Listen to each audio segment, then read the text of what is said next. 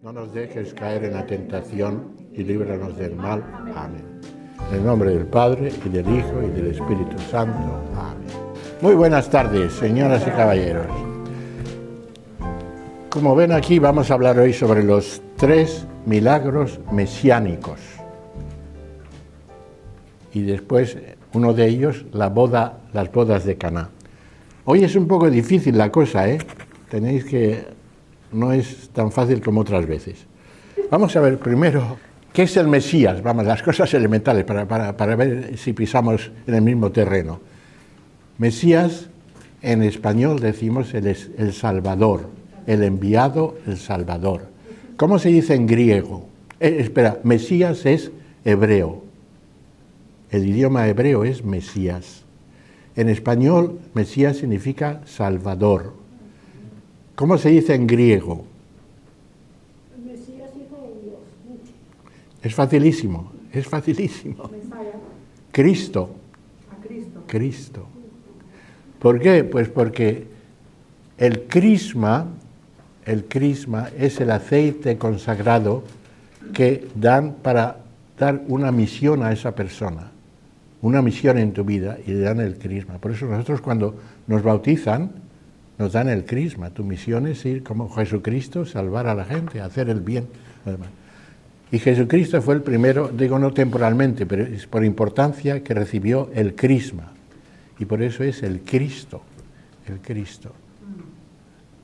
Por eso nosotros le llamamos Jesucristo, pero los judíos le llaman Jesús nada más, porque no reconocen que sea el Cristo. Cuando dices Jesucristo es que eres cristiano o cristiana. Bueno, ese es el Mesías. Los 3 milagros. ¿Qué son los milagros? Vamos a decirlo muy brevemente porque no... Milagro es una señal. Digo, el milagro es en el Evangelio, en la Biblia. Es una señal que supera las leyes de la naturaleza. O sea, ese estaba enfermo y se ha curado.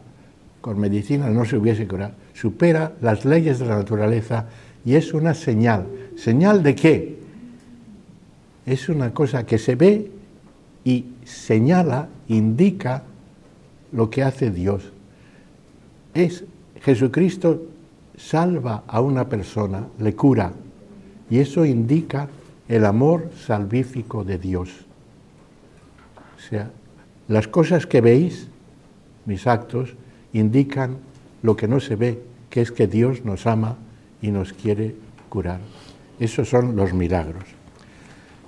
Los 3 milagros mesiánicos, ¿cuáles les parece que son? Uno de ellos es como digo aquí, las bodas de Caná. ¿Cuáles son los otros 2? Hizo muchísimos milagros Jesucristo, pero los 3 mesiánicos, no pongan, uno importantísimo es la resurrección de Lázaro, pero ese no es mesiánico. Ya diré por qué no es mesiánico. La pesca milagrosa. Ese es el segundo. El tercero, los 3 grandes milagros mesiánicos. Los panes, la multiplicación de los panes. Panes, peces y vino. Esas son las... ¿Y por qué se llaman mesiánicos? Porque indican que ha venido el Mesías. ¿Y cómo lo indican? En la antigua, los profetas iban diciendo de aquí para allá y reuniendo la cosa es esto. Estos 3 mesiánicos milagros indican una abundancia, gran cantidad. Entonces, fíjate, los peces se hundían, las 2 barcas se hundían de todo lo que pescaron. Los panes, comieron 5.000 personas y sobraron 12 canastas. Las bodas de Caná. El vino, vamos, que si toman todo lo... Hice ¿tienes una esa de cerveza? Bueno, pues 1.000 de cerveza, de vino. Y más, mucho más. Es una barbaridad, una cantidad exagerada. O sea, es la abundancia, que indica la abundancia del amor de Dios y de la gracia de Dios. La abundancia material indica la abundancia del amor que se derramará cuando venga el Salvador. Abundancia. Segunda característica, sustitución, sustituye. En la de los panes, ¿qué se sustituye? ¿Qué les parece que es este? El maná por el pan de la vida. Sustitución del maná del Antiguo Testamento por el pan de la vida, que es Jesucristo y la Eucaristía. ¿Qué se sustituye en los peces milagrosos? Eran pescadores, y Jesucristo le dice, seréis pescadores de hombres, salvaréis a los hombres. Sustituye el vino, sustituye las 6 tinajas de agua que había para purificar, la costumbre judía para purificar a la gente, la sustituye por el vino, que es la gracia. Vamos a hacer un paréntesis de la Biblia para explicar un poco qué es la gracia, porque es muy importante en el milagro de Caná de Galilea. La gracia, por ejemplo, conocen ustedes la oración de San Ignacio, te entrego todo, recibe todo mi corazón, todo. Dame tu amor y tu gracia, y esto me basta. Tu amor y tu gracia. ¿Qué es la gracia? La gracia es una cosa muy importante y un poco difícil. Es el abrazo de Dios. El amor, el abrazo de Dios que te salva. Esa es la gracia. Se ve muy bien en la parábola del hijo pródigo. Lo que hace el padre con el hijo pródigo es la gracia. El padre al hijo que vuelve le perdona, le acepta como hijo y le abraza. Eso es la gracia. Te perdona, te acepta como hijo y te abraza, te quiere. Esa es la gracia. Visto de otro punto de vista, la gracia es... La gracia te hace sentir a Dios cercano. A veces a Dios le sentimos lejos y un poco que da miedo, todopoderoso, todo eso. La gracia te hace que sientas el abrazo de Dios, sientas que eres querido por Dios y querido por los demás, sentir el amor y sentir el deseo de amar a Dios, sentir el amor y sentir el deseo, incrementar el deseo de amor, de amar a los demás. Seguimos con los tres milagros. La abundancia, la sustitución, características. Primero la abundancia, segunda la sustitución y tercera característica es que origina la fe en Jesucristo. Los discípulos, al ver estos 3 milagros, se decidieron a ser discípulos de Jesucristo. Cuando estas 3 características se realizan, entonces se llama milagro mesiánico. Y como he dicho, son el pan, los peces y el vino. Muy bien. Bueno, pues poco más o menos con esto ya está lo de Caná. Vamos ahora a ver uno de ellos, que es las bodas de Caná, que es muy difícil. Agárrense que hay curva. Primero lo leemos. Hay que leerlo esto, hay que entender desde 2 dimensiones. Primero la que dice lo que está escrito, que pasó poco más o menos como está escrito. Y segundo, lo que quiere decir, la dimensión más profunda de lo que quiere decir Jesucristo en este milagro. Lo leemos. 3 días después tuvo lugar una boda en Caná de Galilea. La madre de Jesús estaba invitada a la boda, y lo estaban también Jesús y sus discípulos.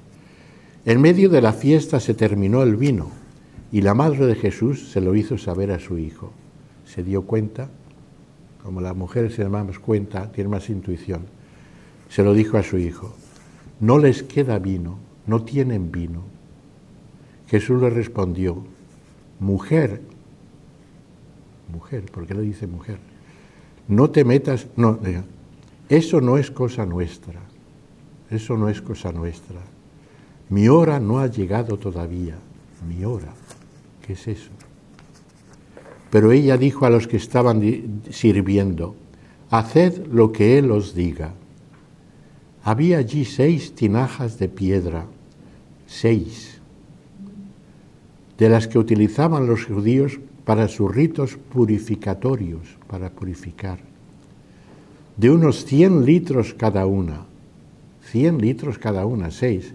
Se podían poner de vino moraos, ¿eh?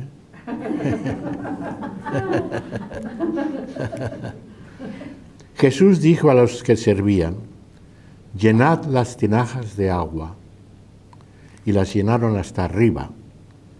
Una vez llenas, Jesús les dijo: sacad ahora un poco y llevádselo al que preside la mesa. Ellos cumplieron la indicación de Jesús. El presidente de la mesa probó el nuevo vino, sin saber su procedencia. Solo lo sabían los sirvientes que lo habían sacado. Y sorprendido por su calidad, llamó al novio y le dijo: todo el mundo sirve al principio el vino de mejor calidad, y cuando ya los invitados han bebido en abundancia y no se enteran de nada, saca el corriente, el menos bueno. Tú, en cambio, has reservado el mejor vino para última hora. Esto sucedió en Caná de Galilea. Fue el primer milagro realizado por Jesús. Así manifestó su gloria y sus discípulos creyeron en él. Creyeron en él. Eran discípulos, le seguían, pero ahí creyeron en él. Después de esto, Jesús bajó a Cafarnaúm, acompañado de su madre y sus hermanos y discípulos, y permanecieron allí unos cuantos días. Bueno, esta es la lectura. Ahora vamos a ver un poco lo que pasa aquí. Primero le dice: no tienen vino. ¿Qué significa esto? Que no tienen vino, pero significa otra cosa. En la dimensión más profunda, no tienen la gracia. La gracia. Tienen el agua para purificar, el agua de los judíos para purificar, pero no tienen la gracia. O sea, visto desde el punto de vista de lo que hemos leído, todo está muy fácil, todo es muy fácil. Les falta vino. La Virgen María les dice que hagan lo que es, le llena de vino y lo convierte en vino. Muy bien. Pero si solo fuera eso, no es la cosa tan fácil. Les falta el vino. Fíjate que en los otros 3 milagros se pasa lo mismo. En la multiplicación de los panes, dice: no tienen alimento. Vamos a comprarlo, pero ¿dónde lo compramos? No tienen alimento. En la pesca milagrosa, dice: hemos estado toda la noche pescando y no hay peces. No hay peces. Y aquí no hay vino. O sea, en los 3 milagros falta eso. Y entonces Jesús les da. No tienen vino. Y entonces Jesús le dice: mujer. ¿Por qué le dice mujer? Dice muchas veces Jesucristo mujer, por ejemplo, a la madre de la cananea, que tenía una hija enferma. Le dice: mujer, qué grande es tu fe.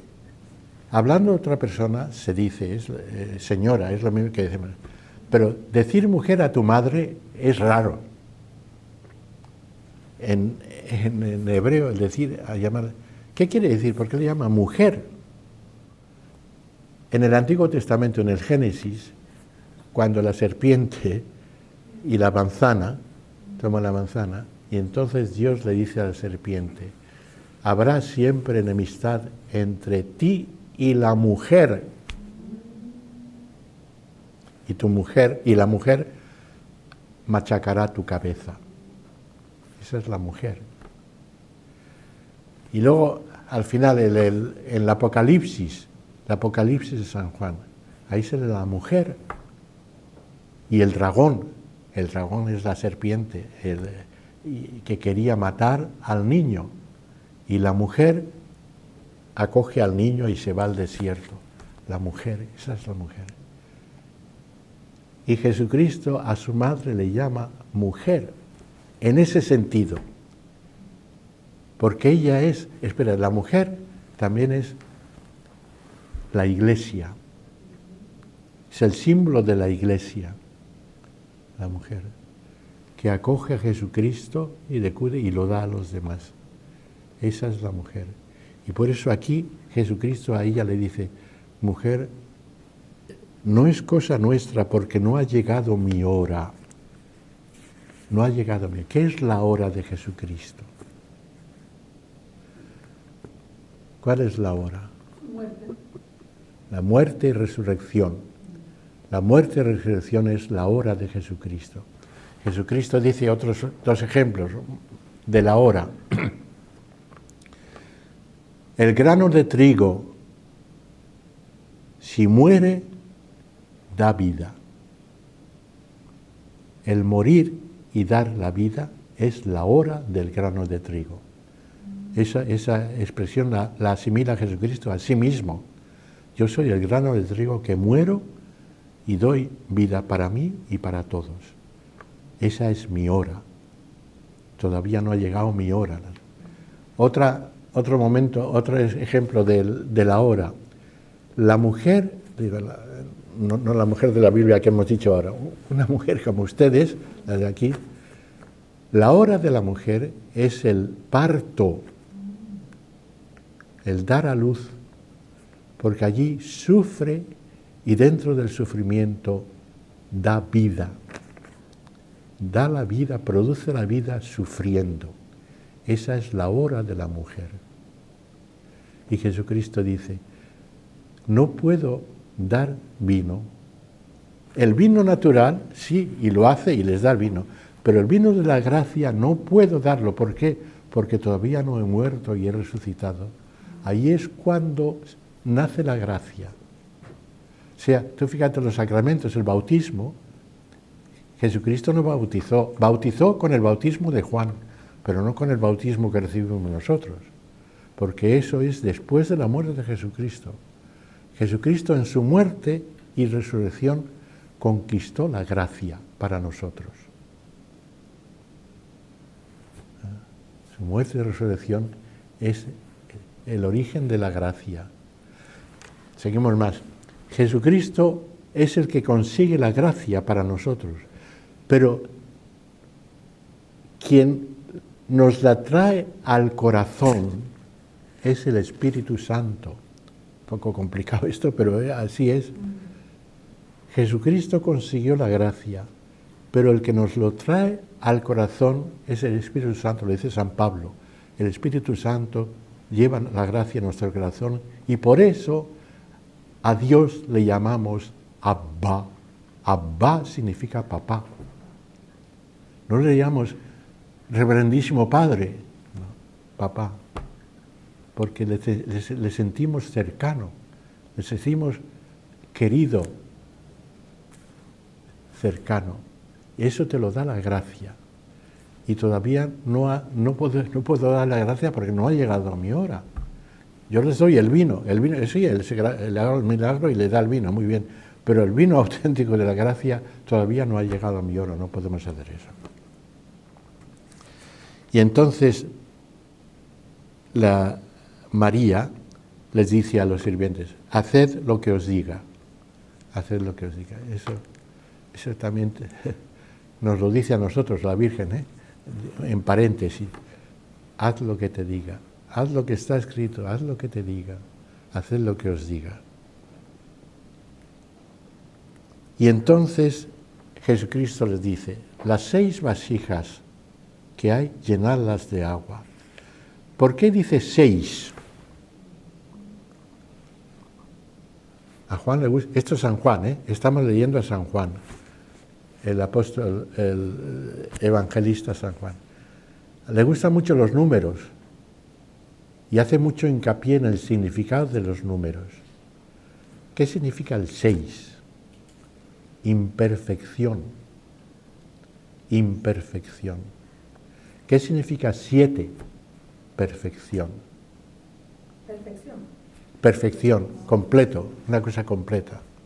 Por eso dice, ¿cuántas veces tengo que perdonar? 7 veces, no, 70 veces 7. El 7 es etcétera, etcétera, o sea, indefinido, siempre. Por eso, estas vasijas estaban dedicadas a la purificación que usaban los judíos para purificar. Y Jesucristo dice, eso es imperfecto, con eso no purificas el corazón. Puedes lavar las manos, pero no el corazón. El vino que doy yo, que es la gracia, esa purifica el corazón. Y entonces los discípulos creyeron. Espérate, antes de eso hay una cosa. El maestro de ceremonias ve el vino, cata el vino y dice, pero esto es estupendo. Hombre, todo el mundo saca el vino bueno al principio y cuando ya la gente está un poco borrachita, pues saca el malo y no se entera nadie. Pero tú has hecho lo contrario, el bueno es el este. O sea que el vino bueno es el de Jesucristo. Pero eso también es un poco complicado. Es el vino mejor. ¿En qué sentido el vino de Jesucristo, o sea, la enseñanza de Jesucristo, es mejor que la enseñanza del Antiguo Testamento? Complicado. Es el Hijo de Dios, ¿no? Él es el Hijo de Dios. Bueno, pero también la Biblia es la palabra de Dios.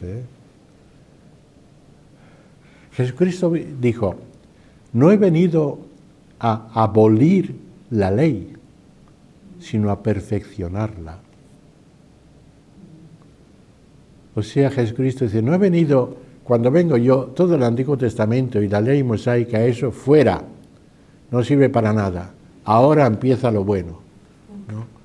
No he venido a destruir lo anterior, sino a perfeccionarlo. Y eso perfeccionado, ese es el vino bueno. El vino bueno. ¿Y cómo lo ha perfeccionado? El núcleo de la enseñanza del Antiguo Testamento es: escucha, Israel, amarás a Dios con todo tu corazón, con toda tu fuerza y con todo tu espíritu, y al prójimo como a ti mismo. Ese es el culmen y la base de toda la ley de la palabra de Dios. Eso lo decían los judíos y lo dijo Jesucristo. Es la base donde se fundamenta toda la palabra de Dios. Amar a Dios y amar al prójimo. Esta es. Y entonces Jesucristo dice, esto no lo destruyo, al contrario, esto lo saco de entre tantas leyes que había, que la ley esta de escucha a Israel estaba enterrada entre muchas otras leyes del ayuno y de eso y tal. Jesucristo saca esta ley y dice, esto es lo importante, y y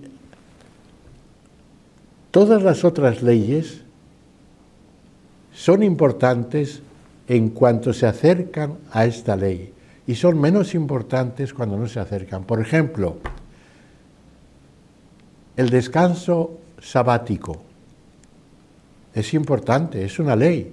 Jesucristo no la desprecia, pero cuando está en oposición a la ley del amor, elige el amor y no elige lo otro. En ese sentido, perfecciona la ley, porque la ley de amar a Dios y al prójimo es el centro y el criterio para juzgar el valor de las otras leyes. Bueno, o sea, que lo que quería decir en breve, el vino de Jesucristo es mejor, no en el sentido de que el antiguo era malo y este es el bueno, sino que Jesucristo hace del vino antiguo saca lo bueno y lo cumple, y quiere que lo cumplamos. Porque los judíos, la ley de escucha a Israel, amarás a Dios con tu prójimo, eso lo recitaban todos los días. Bueno, pues, o sea, se lo sabían de memoria y estaba escrito en todas partes. Reconocían que era lo más importante, pero no lo cumplían. Y lo ponían a la altura de otras leyes tan poco importantes como el lavarse las manos hasta aquí cuando están aquí, y los ayunos y todo eso. Jesucristo saca, esto es lo importante, y por eso Jesucristo cuando dice su ley, mi ley es, amaos los unos a los otros. Este es mi mandamiento. El centro es. Por cierto, esta palabra de escucha a Israel, en términos técnicos se llama Shema. En hebreo, Shema significa escucha. Escucha. Shema Israel. Escucha Israel. Por eso toda esa frase, amarás a Dios y al prójimo, eso en términos técnicos se dice el Shema. Shema, que es lo que recitaban todos los judíos y eso. Muy bien. O sea, aquí se cumplen las tres características, ¿no? La abundancia de vino, la sustitución del agua por el vino, y sus discípulos creyeron en él. Esas tres características son las que indican que eso es un milagro mesiánico. Porque, por ejemplo, hay el milagro de Lázaro, importantísimo, el milagro de Lázaro, la resurrección de Lázaro, pero no es mesiánico, porque no tiene estas tres características.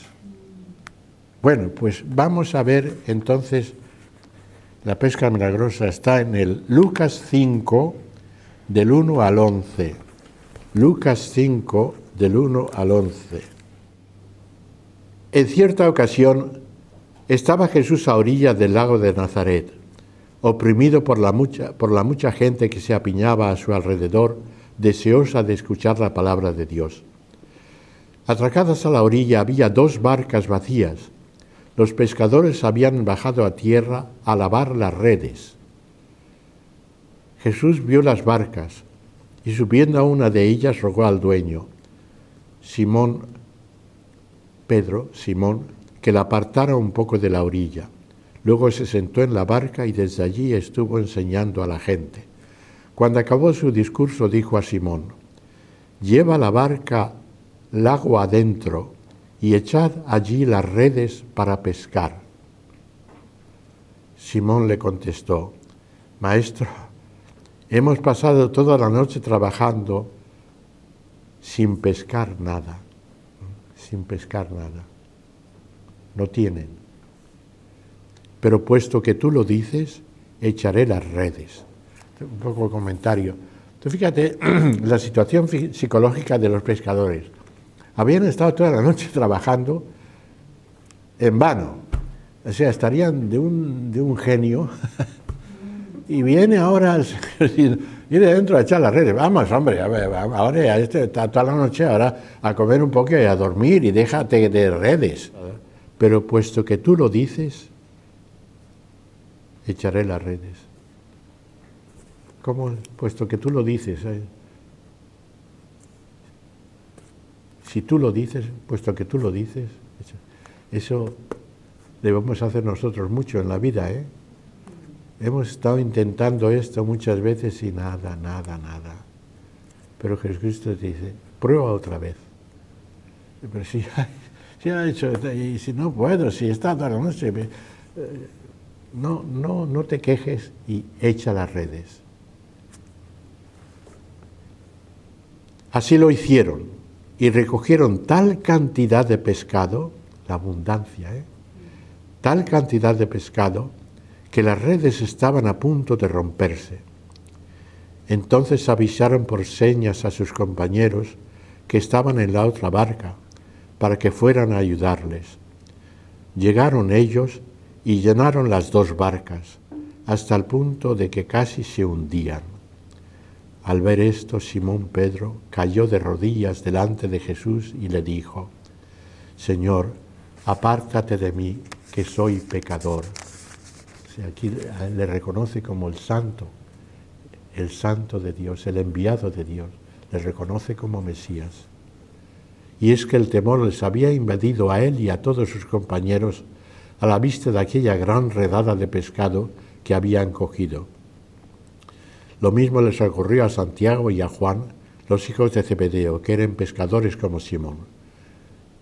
Pero Jesús dijo a Simón: no tengas miedo, desde ahora seréis pescadores de hombres. Cambia la sustitución. En vez de pescadores de pescados, seréis pescadores de hombres. Y después de sacar las barcas a tierra, lo dejaron todo y se fueron con Jesús. Ya eran amigos de Jesús, además del mismo sitio, y le querían seguir, pero con esta pesca determinaron, fíjate, este es el punto de cambio. Dejaron todo y le siguieron a Jesús. Muy bien, comentario a esto. Esta de la pesca milagrosa es muy fácil de entender, no hace falta explicarlo, pero es muy bonito, es muy bonito, que los pescadores estaban cansados, agotados y de mal humor, y les viene Jesucristo y dice: echad la red. ¿Dónde? Pues si nosotros desde niños estamos en este lago y sabemos cuándo hay peces y cuándo no hay peces, ¿qué vas a decirnos tú que no sabes de peces nada? Pero en vez de quejarse, si es tu palabra, lo haremos. Eso tenemos que hacer nosotros. Seguir. Sunao. Y Padre, todavía ellos no han recibido el Espíritu Santo, ¿verdad? ¿Qué? Todavía no han recibido el Espíritu Santo. No. El Espíritu Santo nació de Jesucristo. Jesucristo decía, lo dijo muchas veces: cuando yo me vaya, estaréis tristes porque me perdéis, pero salís ganando porque vendrá el Espíritu Santo. El Espíritu Santo viene cuando Dios se va, cuando Jesucristo se fue. Y como decía antes, es el encargado de traer la gracia a nuestro corazón. Por eso dice Jesucristo en otro momento: pedid y recibiréis, no os canséis de pedir. Y pedid, no os olvidéis de pedir el Espíritu Santo. Pedid el Espíritu Santo. ¿Qué significa esto? Pedid lo que trae el Espíritu Santo, que es la gracia. O sea, cuando pidamos por la salud de una persona, por ejemplo, hay que pedir también la gracia para esa persona, el Espíritu Santo para que se cure, y aunque no se cure, que reciba la gracia de Dios para sentirse fuerte, sentirse amado y sentirse con alegría. Recibir la gracia, el abrazo de Dios, sentirse con Dios aunque tengas mucho sufrimiento. Pedid al Espíritu Santo, que es el que trae el... Y cuando recibimos al Espíritu Santo, a Dios le llamamos Abba, Abba, que en hebreo significa papá. Y al recibir el Espíritu Santo, Padre, también recibe la sabiduría.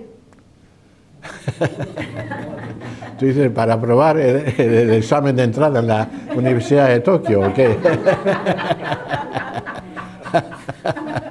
Quiere ser completo. Claro, todo junto, ¿no? Recibimos los dones, el Espíritu Santo, el don del Espíritu Santo, por ejemplo, la sabiduría y la paciencia y todo. ¿Qué significa eso de recibir? O sea, que tú pides, estás aquí, ¡zas!, lo recibes. No es eso, ¿eh? No es eso, no. Poco a poco, ¿no? Ya lo tienes. Pero está dormido. Eso, lo tienes en el fondo del corazón y lo que haces es sacarlo a la vida. Poco a poco. El Espíritu Santo te hace sacar lo que ya tenías en el corazón y lo saques a la vida diaria. Yo uso una expresión, una taza de té. Tienes una taza de té, echas el té y echas el azúcar.